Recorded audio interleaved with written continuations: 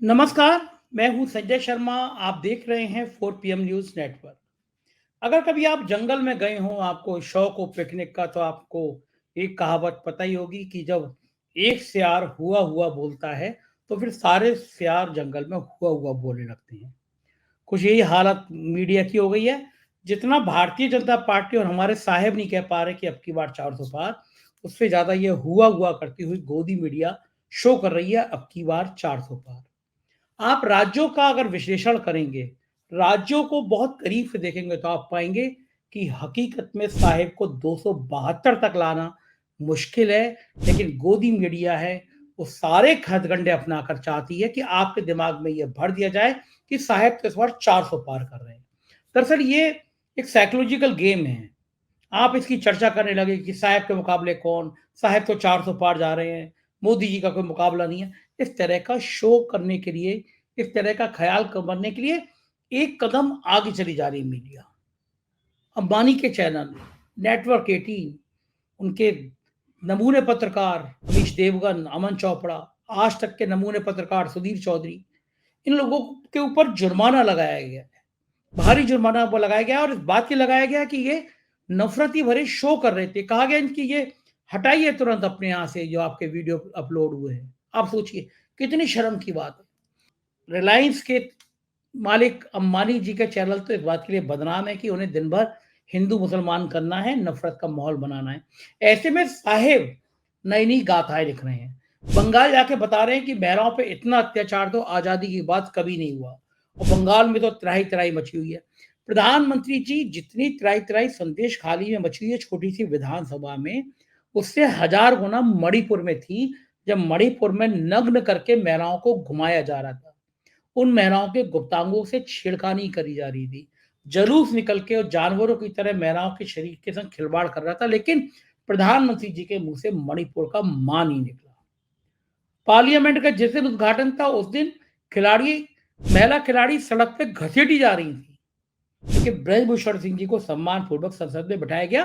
प्रधानमंत्री के मुँह से खिलाड़ियों के लिए एक शब्द नहीं निकला, लेकिन संदेश खाली में इसलिए जा रहे हैं क्योंकि बंगाल में हालत खराब है।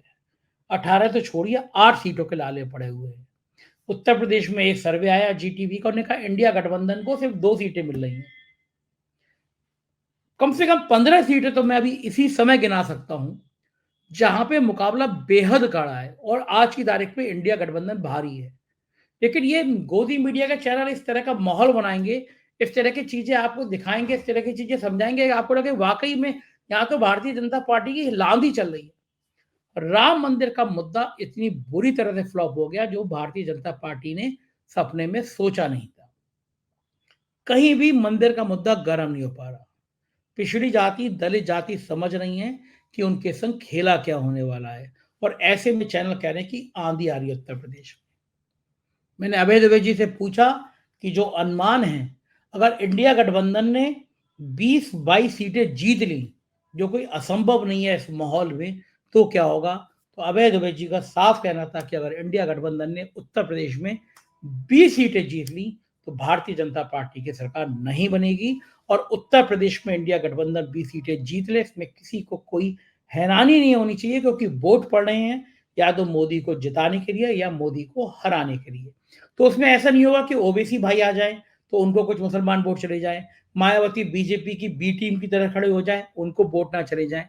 उत्तर प्रदेश का वोट पड़ेगा या तो मोदी को जिताने के लिए या मोदी को हराने के लिए और ज़ाहिर-सी बात है, जो उत्तर प्रदेश की कानून व्यवस्था ध्वस्त हो रही है, पिछड़ी जाति, दलित जातियाँ अपमानित हो रही हैं, 10,000 नौकरी की जगह निकलती है, 70 लाख लोग आ जाते हैं, फिर उन पे लाठियाँ मारी जाती हैं, एक के बाद एक पेपर लीक हो रहे हैं। हालत बहुत खराब है उत्तर प्रदेश की। इन तमाम बातों पर मैंने अभय दुबे जी से बात करी, देश के जाने-माने पत्रकार, तमाम बड़े टीवी चैनलों में आप उनको देखते रहते हैं, बहुत योग्य हैं, कई किताबें लिखी हैं, उनसे लगातार आपको बातचीत सुनवाता हूँ। चलते हैं अभय दुबे जी के पास और जानते हैं क्या है हाल राजनीति का। चैनल को जॉइन करना और सब्सक्राइब करना ना भूलें। चलिए, स्वागत है अभय Dubey ji 4 PM news network में आपका। प्रधानमंत्री बंगाल गए और संदेश खाली वाले मुद्दे पर उन्होंने बहुत जागृति पैदा करने की कोशिश करी। हुँ, संदेश खाली का एक मामला भारतीय जनता पार्टी को लगता है कि बंगाल में लॉटरी ले आएगा। हुँ, महिला आयोग की अध्यक्ष पहुंच जाती हैं, गोदी मीडिया के एंकर पहुंच जाते हैं, शो करते हैं, पूरे पूरे दिन शो करते हैं। प्रधानमंत्री जी ऐसे आह्वान कर रहे हैं कि संदेश खाली में जो हुआ गलत तो हुआ, अगर किसी भी महिला के साथ अत्याचार हुआ है, लेकिन वो प्रधानमंत्री जी मणिपुर में जब नग्न करके महिलाएं घूम रही होती हैं, तब क्यों नहीं जाते? ऐसी तमाम बातें। आपको क्या लगता है प्रधानमंत्री जी बंगाल में जाके क्या खेल करना चाह रहे हैं, और महिलाओं की इतनी असुविधा की चिंता है उन्हें? देखिए, जिस वक्त टीवी के ऊपर ये बहस चल रही होती है, उस वक्त अगर कोई ये कह दे कि महिलाओं के ऊपर जो यौन शोषण के इल्जाम शेख शाहजहां के ऊपर, जो टीएमसी के नेता हैं संदेश खाली में, उनके ऊपर लगे हैं, तो ये क्यों कहा जा रहा है भारतीय जनता पार्टी की तरफ से कि ये हिंदू महिलाओं के ऊपर यौनाचार हुआ है। अभी एक मुस्लिम समाज से आने वाली एक सामाजिक कार्यकर्ता महिला ने संदेश खाली में तृणमूल कांग्रेस की सरकार की आलोचना करते हुए और ये कहा कि ये तो बात सही है कि 55 दिन तक वो शेख शाहजहां को नहीं पकड़ पाए, तो किसी न किसी तरह से सरकार का, टीएमसी का संरक्षण उसको रहा होगा। ये बिल्कुल स्पष्ट है, सरकार चाहे तो बहुत जल्दी पकड़ सकती है किसी को।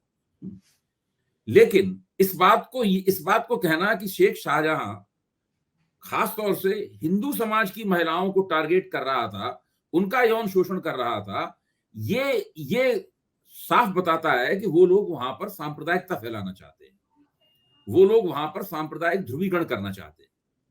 इसी के साथ साथ जब ये बात कही जाती है कि भाई संदेश खाली की महिलाओं पे यौनाचार के सवाल को भाजपा इतनी जोर शोर से उठा रही है, लेकिन दूसरे तमाम मसलों में जहां इस तरह की तमाम सारी घटनाएं हुई हैं, वहां पर भाजपा का रवैया ऐसा क्यों है? जरा इसका भी जवाब दिया जाए। सबसे बड़ा प्रश्न तो देखिए मणिपुर का सवाल है, सबसे बड़ा सवाल तो बृजभूषण शरण सिंह का सवाल है। सही बात है।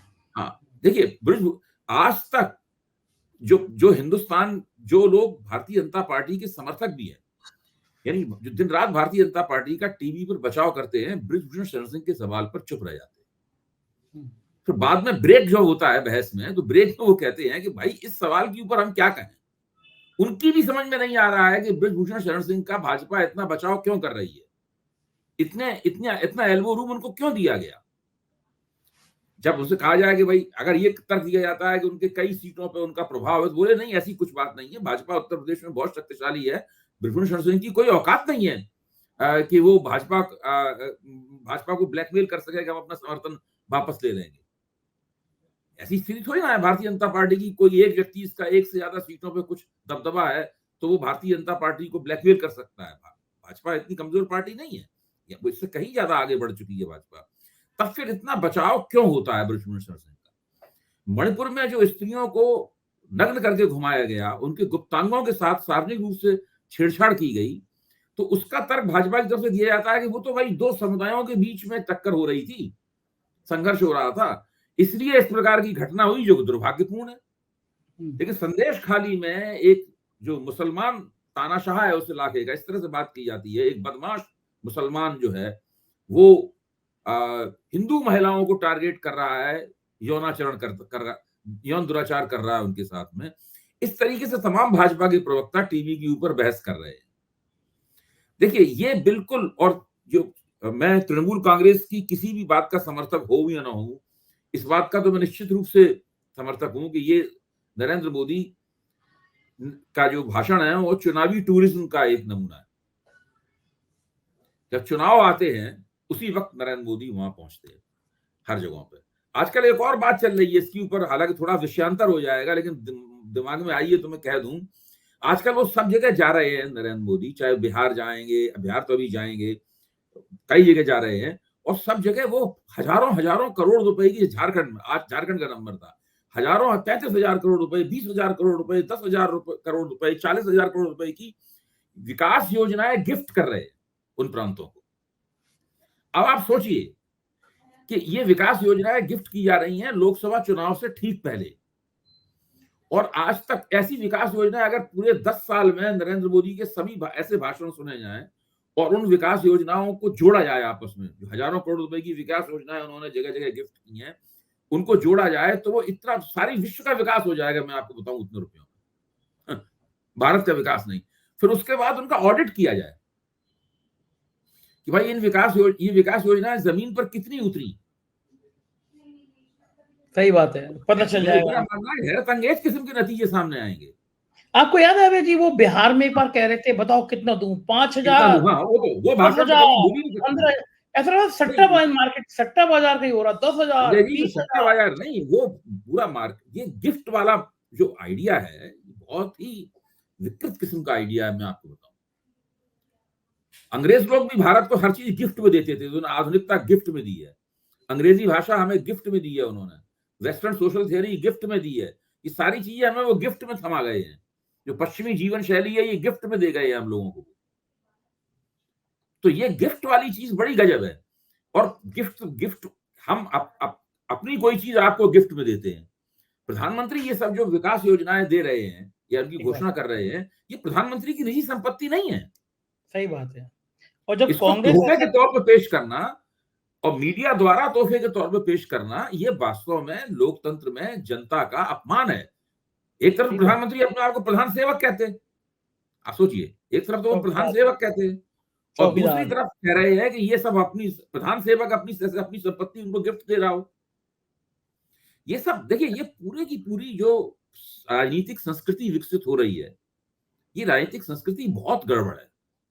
इससे भारतीय लोकतंत्र का भला नहीं हो रहा है, उसकी क्वालिटी जो है, उसका क्वालिटी बहुत गिर रही है उसका, और उसका मर्म जो है लोकतंत्र का, वो बहुत आहत हो रहा है। लोकतंत्र तो शिष्ट राजनीति का, लोकतंत्र के मर्म में तो शिष्ट राजनीति करना है। जब अपने विरोधियों से भी आप नरमी से पेश आए और इस तरह का माहौल बनाया कि आपके विरोधी भी आपका नाम सम्मान और नरमी से लें, आप भी उनका नाम सम्मान और नरमी से लें, तब फिर लोकतांत्रिक माहौल बनता है, तब फिर वो पब्लिक डोमेन तैयार होता है विचार विमर्श का और आपसी संवाद का, जिसमें आप लोग शिष्ट भाव से, बिना एक दूसरे को कोसे हुए, बिना एक दूसरे का गिरेबान झकझोरे हुए आप लोग चर्चा करते हैं। इस तरह का माहौल इन्होंने बना रखा है। तो जो पश्चिम बंगाल में हो रहा है संदेश खाली में, उसमें ममता बनर्जी की सरकार की गलती है, मैं इस बात को मानता हूं। क्योंकि शाहजहां शेख जैसे लोगों को कोई भी पार्टी अगर पालेगी पोसेगी तो कभी ना कभी उसका नुकसान उठाना पड़ेगा। अब वो आप नुकसान केवल संदेश खाली तक सीमित रहता है। संदेश खाली बशीरहाट लोकसभा क्षेत्र में है, जहां से नुसरत जहां एमपी है। पिछली बार नुसरत जहां वहां 3.5 लाख वोटों से जीती थी। नुसरत जहां जो है वो बंगाल की एक बड़ी मशहूर अभिनेत्री है, बहुत सुंदर है, जिन्होंने इनका पति हिंदू है, हाँ, उन्होंने हिंदू से शादी की है नुसरत जहां ने, और वो वहां 3.5 लाख वोटों से जीती थी। वहां पर बशीरहाट का एक विधानसभा क्षेत्र जो है वो है संदेश खाली। तो ये बीजेपी ने पकड़ लिया है उसको, ताकि हिंदू मुस्लिम ध्रुवीकरण वहां पे वो कर पाए। अब उसको, अब मैं संदेश खाली विधानसभा क्षेत्र में इसका हो सकता कोई प्रभाव हो, कुछ प्रभाव हो सकता है इसका बशीरहाट लोकसभा क्षेत्र में भी थोड़ा प्रभाव होता। लेकिन मैं अभी तक ये मानने के लिए तैयार नहीं हूं कि इसका प्रभाव पूरे बंगाल के ऊपर पड़ेगा। बंगाल का जो भद्रलोक है, जो बंगाल का मध्य वर्ग और उच्च मध्य वर्ग को मिलकर जो भद्रलोक बनता है, इसको बंगला भाषा में भद्रलोक कहते हैं, वो जब तक ममता बनर्जी के साथ रहेगा तब तक भारतीय जनता पार्टी की ममता बनर्जी को हराने की तमन्ना वहां पूरी नहीं होगी। बिल्कुल ठीक है। वहां का मुस्लिम माफिया नजर आता है। उत्तर प्रदेश में एक डॉन है, मुख्तार अंसारी नाम है उनका। उनके बेटे जो हैं वो राजभर जी की पार्टी से चुने गए हैं। राजभर की पार्टी अब एनडीए की पार्टी हो गई।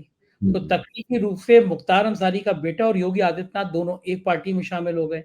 इसको भी छोड़िए, जब कृष्णानंद राय की हत्या हुई थी तो एक ऑडियो वायरल हुआ कि चोटी काट ली गई है। उसमें बताया गया कि आवाज अभय सिंह की है। अभय सिंह यूपी के डॉन हैं, जो फैजाबाद सीट से विधायक चुने जाते हैं। जब वो जेल में थे तो मुलायम सिंह ने उनको टिकट दिया था। मुख्तार अंसारी के वो दाहिने हाथ माने जाते हैं क्योंकि उनकी दुश्मनी धनंजय सिंह से है। अब वो अभय सिंह कृष्णानंद राय के हत्या के आरोपी थे, भले वो मुकदमा छूटा जो भी विषय रहा हो। ये कहा गया कि ये भी उसकी संलिप्तता थी। उन अभय सिंह को राज्यसभा चुनाव में भारतीय जनता पार्टी ने उनका टिकट आराम से लिया। वो भारतीय जनता पार्टी के नेताओं के संग खुश हो गए। अब वो जो कृष्णानंद राय की विधायक की हत्या में जिसका नाम आया वो भी आपके साथ, मुख्तार अंसारी का बेटा भी आपका साथ। तो फिर मंचों पे ये जो नाटक होते हैं, ये लोगों को, नेता को समझने, मोदी जी को, योगी जी को क्या लगता है कि जनता को समझ नहीं आ रहा होगा कि खेल कर क्या रहे हैं आप लोग?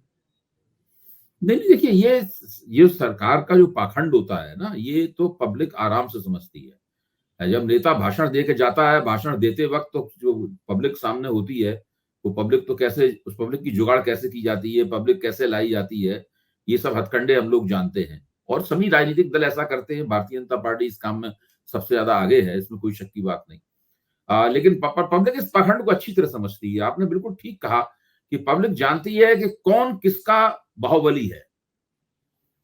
हम अपने बाहुबली का समर्थन करते हैं, दूसरे के बाहुबली की निंदा करते हैं। संदेश खाली में जो हो रहा है उसके ऊपर करुण क्रंदन कर रहे हैं प्रधानमंत्री और भारतीय जनता पार्टी के तमाम पैरोकार, समर्थक, भारतीय जनता पार्टी के नेता। और दूसरी तरफ ब्रजभूषण शरण सिंह के सवाल पर सबके मुंह में दही जमा हुआ है, और मणिपुर के सवाल के ऊपर संसद में इधर उधर की बातें करके, लीपापोती करके, उसमें मणिपुर में प्रधानमंत्री क्या बोले, वो तो कांग्रेस के खिलाफ पूरा का पूरा भाषण था। जब जब विपक्ष उठ के चला गया सदन से, उसके बाद मणिपुर पे उन्होंने बोलना शुरू किया, और लगातार ये कहना कि मणिपुर की घटना की तुलना आप संदेश खाली से मत कीजिए। जहां पे आपको अपनी राजनीतिक गोटी लाल करानी है सांप्रदायिक ध्रुवीकरण करके, उसकी वो बेमिसाल चीज है, उसकी किसी और घटना से तुलना मत कीजिए। ये नया फार्मूला इनका, ये इन्हीं के हाँ, हिसाब से चलेगी, ये इनके फार्मूला हिसाब से नया। चलेगा जी, कि यहाँ इससे मत करिए तुलना, वहाँ उनसे मत करिए तुलना। जी, उत्तर प्रदेश की बात मैं करूँगा कि ये जो अ, एक सर्वे आया है जी न्यूज़ का, जी हुँ, न्यूज़ ने और बाकी लोगों ने मिलके किया है। हुँ, उसमें उत्तर प्रदेश में अभी टिकट डिक्लेयर नहीं हुए हैं, कौन कहाँ से हुँ, लड़ेगा। लेकिन हुँ, उस सर्वे ने कह दिया कि उत्तर प्रदेश में इंडिया गठबंधन को 2 सीट मिलेंगी, एक मैनपुरी और एक शायद आजमगढ़। ये सर्वे क्यों होते हैं? क्या मनोवैज्ञानिक दबाव बनाने हाँ, के लिए वो होते हैं? वो वो तो मनोवैज्ञानिक माहौल बनाने के लिए है। चूँकि नरेंद्र मोदी ने कह दिया है कि हम 400 पार इस बार जाएँगे, तो हर बात इस तरह से कही जा रही है ताकि ये लगे कि ये भी 400 पार के नारे के अंदर एक योगदान है। मोदी जी ने खुद अपना प्रचार जितना नहीं किया, उससे ज़्यादा प्रचार मीडिया के चैनलों ने किया है। हुँ, रोज़ होता है, नित्य प्रत होता है। हुँ। अच्छा, दूसरे टीवी पे जाने कितने बार पब्लिक को बुलवाते हुए दिखाया जाता है, और फिर एंकर भी मोदी जी की इन खूबियों का बखान करता रहता है या करती रहती है। ये प्रक्रिया लगातार जारी है। दरअसल देखिए है क्या? मैं ये मानने को तैयार हूँ कि उत्तर प्रदेश में भारतीय जनता पार्टी मजबूत है। मैं ये मानने को भी तैयार हूँ कि उत्तर प्रदेश में जो विपक्ष का गठबंधन है, वो इतना मजबूत नहीं है कि वो भारतीय जनता पार्टी को वैसी टक्कर दे सके जैसी टक्कर की हम लोग कल्पना करते हैं। लेकिन चुनाव अपने आप में एक बड़ी जटिल और पेचीदा चीज होती है। इसमें हमेशा मनमाफिक नतीजे नहीं निकलते। उत्तर प्रदेश में 22 सीटें ऐसी हैं, जिन सीटों के ऊपर 1 लाख या उससे कम से भारतीय जनता पार्टी पिछली बार चुनाव जीती थी।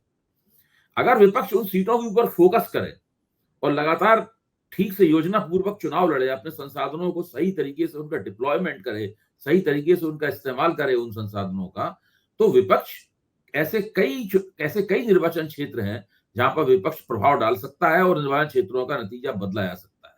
देखिए, समाजवादी पार्टी कई निर्वाचन क्षेत्रों में बहुत ही मार्जिनल, बहुत कम वोटों से चुनाव हारी थी पिछली बार, हुँ, और भाजपा पूर्वांचल को लेकर काफ़ी डरी हुई है। हुँ। ये जो ओम प्रकाश राजभर को जिस तरीके से भाजपा ने अपने साथ बनाए रखा है? और अब तो आज तो ये भी खबर आ रही है ना कि योगी मंत्रिमंडल का विस्तार होने वाला है 1-2 दिन में, और ये उसमें ओम ये प्रकाश राजभर ये का मंत्री बनना ये तय है। अभय जी ये 20वीं बार खबर चली है टीवी चैनलों पे।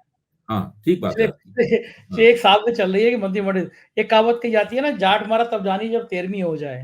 तो वो ये कहा जाता है ना, हाँ, तो और वैसा ही इसमें दारा है। सिंह चौहान का नाम भी आ रहा है कि उनको राज्य मंत्री बनाया जाएगा, इनको कैबिनेट रैंक दी जाएगी। तो मैंने आज कहा भी टीवी पे कि these people are permanently minister in waiting. Minister in waiting. हाँ। हाँ, ये स्थायी रूप से मिनिस्टर हर बार कहती है लोगों से, देखो अब मंत्रिमंडल विस्तार होने वाला है, मैं मंत्री बनने वाला हूँ। लेकिन नहीं बन पाते हैं। हो सकता है अब चुनाव बहुत नज़दीक आ गया है, तो शायद उन्होंने अपना दबाव बना लिया हो। अमित शाह से भी कई बार ये लोग मिल चुके हैं इस सिलसिले को लेके। अच्छा, टेक्निकली इस बात का बीजेपी क्या जवाब देगी भई कि मुख्तार राजभर शामिल हो गए योगी मंत्रिमंडल में। हुँ। मुख्तार अंसारी का विधायक बेटा राजभर की पार्टी में। तो इसका क्या क्या जवाब क्या होगा कि भई मुख्तार अंसारी का बेटा तो एनडीए में है। चाचा जी समाजवादी पार्टी से गाजीपुर से लड़ रहे हैं अफ़ज़ल अंसारी। हुँ।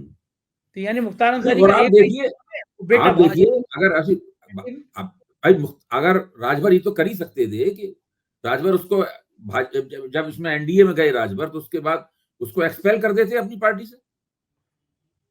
दूसरी बात है अभय द्विवेदी जी, राज्यसभा का विधान परिषद का चुनाव दिखता है और ये अपुष्ट है, मतलब मैं पुष्ट नहीं हूँ, लेकिन बड़ी-बड़ी थैली होती है। उत्तर प्रदेश में राज्यसभा के लिए संजय सेठ एक विवादित नाम, जो ज़मीनें हड़पने में, ज़मीनों पे कब्जा करने में, इल्लीगल बिल्डिंग बनाने में सबसे आगे।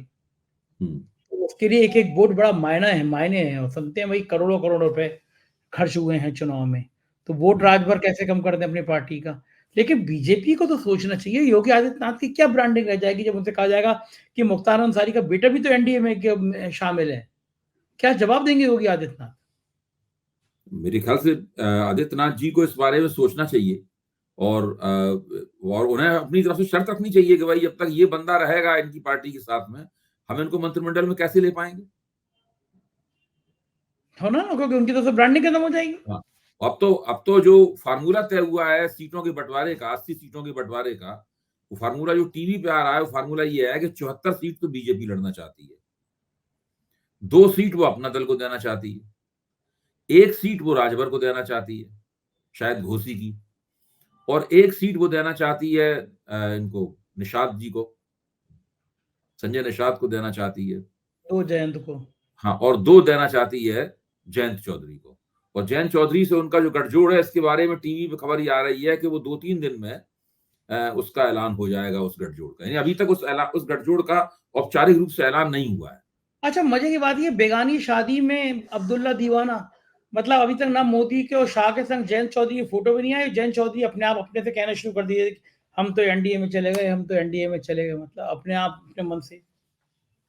नहीं, अभी आप देखिए कि अभी तक उनके खुद कम से कम टीवी भी कम से कम ये मान रहा है कि जयंत चौधरी के साथ गठजोड़ का अभी तक औपचारिक ऐलान नहीं हुआ है।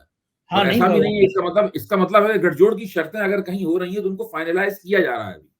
हाँ, हाँ। अभी सौदेबाजी चल रही है। हुँ। अभी स्पष्ट नहीं हुआ है कि इसको मायावती कितना का क्या मिलेगा। इकलौता विधायक, मायावती का इकलौता ठाकुर विधायक वो बीजेपी को वोट कराया राज्यसभा में। जी, जी। तो मायावती के तो सब पत्ते खुल रहे हैं।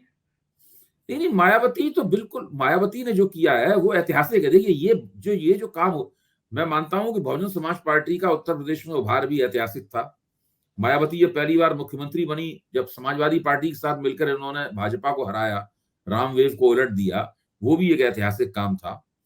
उसके बाद मायावती जब भाजपा के समर्थन से मुख्यमंत्री बनी, वो भी ऐतिहासिक काम था। फिर मायावती ने अकेले दम पर बहुमत 2007 में प्राप्त किया, वो भी एक ऐतिहासिक काम था। वो भी एक ऐतिहासिक घटना थी। लेकिन अभी जो मायावती कर रही है, ये भी ऐतिहासिक है कि वो किस तरीके से अपनी राजनीति को अपने हाथों से खत्म कर रही है लगातार। मतलब एक नेता ने तय कर लिया है कि वो अपनी राजनीति को, इतना प्रभावशाली नेता ने, मायावती कोई छोटा मोटा नाम नहीं है, इतना प्रभावशाली नेता ने तय कर लिया है कि वो एक चुनाव दर चुनाव अपनी राजनीति को अपने हाथ से खत्म करेगा, और वो लगातार ऐसा कर रही है। क्यों कर रही होंगी अभय जी? क्यों कर रही होंगी वैसा? मुझे लगता क्यों है कर कहीं रही ना हैं? कहीं बहुत गहरा उनका हाथ कहीं दबा हुआ है। CBI, ED? को बहुत जबरदस्त डर है कि कुछ ना कुछ बहुत बड़ा नुकसान हो जाने का डर है। मुझे तो, मैं वरना अभी कोई मुंबई नहीं गया, है इस तरह से करना। मुंबई गया तो एक साहब मिले मुझे। उन्होंने मुझे हम्म, कुछ पेपर दिए। वो रिलायंस हम्म, के एक नाटा साहब हैं, उन नाटा साहब की कंपनियों के 3,500 करोड़ का ट्रांज़ैक्शन, उसमें बताया कि उन्होंने कि हम्म, मायावती जी के भाई को भी कुछ ट्रांज़ैक्शन, मतलब हम्म, अंबानी, नाटा, मायावती का भाई। तो इसी तरह हम्म। का क्या कुछ लगता है, कोई रैकेट होगा इनकम टैक्स का, ईडी का जो। कह नहीं सकता। देखिए, इन बातों के, ये सब अपुष्ट सूत्रों से ही बातें की जा सकती हैं, हुँ, और इन बातों को इस तरीके से हम लोग नहीं कह सकते हैं। लेकिन ठीक बात है। निश्चित रूप से मामला बहुत गड़बड़ है। मुझे बहुत ताज्जुब होता है जिस व्यक्ति के पास में उत्तर प्रदेश में मरते गिरते 18 से 20% वोट होता था। हुँ, यानी जब वो डिक्लाइन पे होती थी, यानी जब उनका राजनीति ठीक नहीं चल रही होती थी, उस वक्त उनके पास 18 से 20% वोट होता था। उनका वोट घटते घटते 8%, 5% इस स्थिति में आ जाए, और वो अपने आप में कोई सुधार ना करें, लगातार उनका वोट गिरता जाए और उसको गिरते हुए देखते रहें, ये तो लगता है कि ऐसे कि हाराखीरी कर रही हो, तो जानबूझ के अपने आप को नष्ट कर रही हैं। बिल्कुल और ठीक ऐसा है। कोई व्यक्ति तभी करता है जब उसे बहुत डर लगता है। भाई मायावती की राजनीति नहीं करना चाहती तो वो बहुजन समाज पार्टी की अध्यक्ष पद से इस्तीफा दे दे, किसी नए को बैठाएं वहां पे, इसकी स्लेट क्लीन हो और वो राजनीति करे। लोग तो बहुजन समाज पार्टी को वोट देते हैं भाई, ठीक बात, वो तो एक विचारधारा आंदोलन का को, नाम है। उस विचारधारा को वोट देते हैं। हाँ, अच्छा, विचारधारा को वोट इधर देते हैं। इधर यूपी में ओवैसी भाई साहब को भी याद आ गई कि हमें भी चुनाव लड़ना है, मुस्लिम हम्म। बहुल इलाके में लड़ना है, तो क्या लगता है, तो मुसलमान वोट बढ़ जाएगा अगर ओवैसी लड़ेंगे तो? हाँ हाँ, नहीं नहीं, वो भाजपा उनको जम के चुनाव लड़वाएगी हमेशा की तरीके से उत्तर प्रदेश में। उनको कुछ मिलने वाला नहीं है। मेरा मानना है कि अल्पसंख्यक वोट जो है उनका बड़े पैमाने पर ध्रुवीकरण इंडिया गठबंधन के खाते में होगा, और इंडिया गठबंधन होने से जो अलायंस हुआ है कांग्रेस के बीच में और समाजवादी पार्टी में, इसका पहला जो सबसे बड़ा लाभ यह है कि मुसलमान वोटों के बीच का जो भ्रम था वो पूरी तरीके से खत्म हो गया। ओवैसी ओवैसी को भी वोट ना के बराबर मिलेगा, और मायावती के उम्मीदवारों को भी वोट ना के बराबर मिलेगा। कोई भी एक व्यक्ति भी अपना वोट क्यों बर्बाद करना चाहे? हाँ, अब यार मुझे लगता है कि अब देश में 2 लाइन क्लियर हो गई हैं, कुछ या तो मोदी को जिताओ या मोदी को हराओ। इसके अलावा तीसरी तीसरी लाइन में अभी नहीं जा रहा। नहीं, बिल्कुल यही है, यही है। और लोगों के यही विचार, चीज जो है ना, अगर अगर ये जो आप कह रहे हैं, अगर ये बात सबके दिमाग में आ जाए, वो लोग इसी तरीके से अगर सोचने लगे, तो फिर एंटी मोदी वोट का ध्रुवीकरण होना शुरू हो जाएगा हर जगह। तो ये बड़ी एंटी खतरनाक बीजेपी बात, एंटी बहुत बीजेपी खतरनाक ध्रुवीकरण बात हो होना शुरू जाएगी हो बीजे जाएगा। तो और वो बीजेपी के लिए बहुत भी। खतरनाक वो बहुत खतरनाक घटना हो सकती है। तो ये जो 2 सीटें दिखा रहे हैं इंडिया गठबंधन को, वो उल्टा भी हो सकता है, मामला कहीं आगे जा सकता है यूपी में। देखिए, उत्तर प्रदेश में विपक्ष अगर ठीक से चुनाव लड़े तो वो भारतीय जनता पार्टी को चौंका सकता है। कितना चौंकाएगा, कितना परेशान करेगा, कितना नुकसान करेगा, इसके बारे में आज की तारीख में कुछ नहीं कहा जा सकता है। लेकिन उत्तर प्रदेश की सभी सीटों के ऊपर ऐसा कि भाजपा एक तरफा चुनाव जीत रही हो, ऐसा नहीं। अच्छा अभय जी, मुझे एक बिल्कुल सीधा सवाल बताइए आपको, चूंकि आप बहुत अनुभवी हैं उत्तर प्रदेश की राजनीति को, कड़ आप जानते हैं। मैं बहुत आपने 22 के लेके मैं ये मान लेता हूँ, एक अनुमानित अगर मान लीजिए 20 सीटें इंडिया गठबंधन को आ जाती हैं हम्म। उत्तर प्रदेश से, तो क्या हम्म। दिल्ली में मोदी जी हुकूमत में आसानी से आ जाएंगे? देखिए, अगर उत्तर प्रदेश में भारतीय गैर भाजपा पार्टियां 20 सीटें जीत लें, यानी 20 सीटें जीतने का मतलब ये होगा कि पिछली बार 15 सीटें मिली थी मायावती और अखिलेश को मिलाकर। हम्म, उसमें आप 5 सीटें और जोड़ दीजिए। यानी पिछली बार भाजपा को 62 सीटें मिली थी ना, 62 या 63 सीटें मिली थी। ऐसे हाँ, फिर एक सही होगी तो हाँ 64 मान हाँ, लीजिए आप। तो भाजपा फिर 55 56 57 पे आ जाएगी। हम्म, भाजपा जो है 55 56 57 पे आ जाएगी। अगर उत्तर प्रदेश में ऐसा होता है तो फिर भारतीय जनता पार्टी को बहुमत नहीं मिलेगा। इसका मतलब ये है कि उसके खिलाफ कहीं ना कहीं एक एंटी इनकम्बेंसी है, और एंटी इनकम्बेंसी एक अंडर करंट की तरह है जो ऊपर से दिखाई नहीं पड़ रही है हम लोगों को। कुछ ना कुछ ऐसा है कि लोग एंटी एंटी बीजेपी वोट अपने आप को पोलराइज करना चाहता है। अरे मैं तो गया, तो मैंने तो महाराष्ट्र में देखा अभय जी, मैं तो 4 दिन रहा मुंबई में, तो मैं तो हम्म। देख रहा था, मैं वहाँ पे नरीमन पॉइंट वॉइंट पे समुद्र के तट किनारे मैं लोगों से बात कर रहा था, तो लोग रिएक्ट कर रहे थे, कैमरे के सामने नहीं बोलते लेकिन वैसे रिएक्ट कर रहे थे कि अरे ये क्या हम्म। बेईमानी की होती है, सारे बेईमान आपने भर लिए, आप कहते थे कांग्रेस मुक्त, लेकिन आप जिनको भ्रष्टाचारी कहते थे उन्हीं को पार्टी में लिया है। आक्रोश है लोगों में, मतलब रिएक्शन नहीं करें वो, लेकिन लोग कह रहे हैं कि ये तो कुछ ज्यादा ही हो गया, इतना भी नहीं होना चाहिए था, ये भाव है लोगों के अंदर। असल में है क्या कि हम एंटी इनकम्बेंसी को कैसे नापा जाए, इसका कोई फार्मूला हम लोगों के पास नहीं है। एक सरकार जो 10 साल जिसको पूरे हो चुके हैं और जिसने नोटबंदी जैसी मोन्यूमेंटल मिस्टेक्स, मतलब वो नोटबंदी जैसी भयानक किस्म की गलतियां की हैं, कितनी बेरोजगारी है, आप उसकी कल्पना हम लोग नहीं कर सकते, क्योंकि हम लोगों को बेरोजगारी का दुख नहीं झेलना पड़ता। कितनी महंगाई है, हम लोग इसकी कल्पना नहीं कर सकते, क्योंकि हमारी आमदनी थोड़ा महंगाई को न्यूट्रलाइज कर देती है। लेकिन आम लोग बहुत परेशान है, महंगाई और बेरोजगारी से बहुत परेशान है। कानून व्यवस्था की हालत सब जगह बहुत खराब है। उत्तर प्रदेश तो कानून व्यवस्था की हालत अपराधों में बहुत आगे है। तो इस स्थिति में इन सब चीजों का लोगों की वोटिंग प्राथमिकताओं पर क्या असर पड़ेगा, ये एक बड़ा सवाल है जिसका उत्तर अभी तक नहीं खोजा जा सका है। बिल्कुल ठीक बात है, बार और बार आने ये वाले कहते रहना कि हमारी 400 से ज्यादा सीटें आएंगी, बार बार ये कहते रहना कि हमारी हम 370 से पार, एनडीए 400 पार, ये सब लगातार नारेबाजी करते रहना, और मीडिया द्वारा भी उसी आवाज में आवाज मिलाकर इसको नारेबाजी को और एम्पलीफाई करना, ये सब पूरा चल रहा है और धुआंधार चल रहा है। मुझे लगता है लगातार ही चलता रहेगा, क्योंकि इसी तरीके से इसकी पूरी योजना बनाई गई है।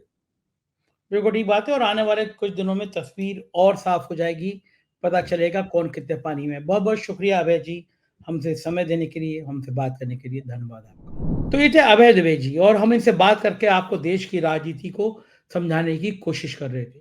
मुझे यकीन है ये इंटरव्यू आपको पसंद आया होगा।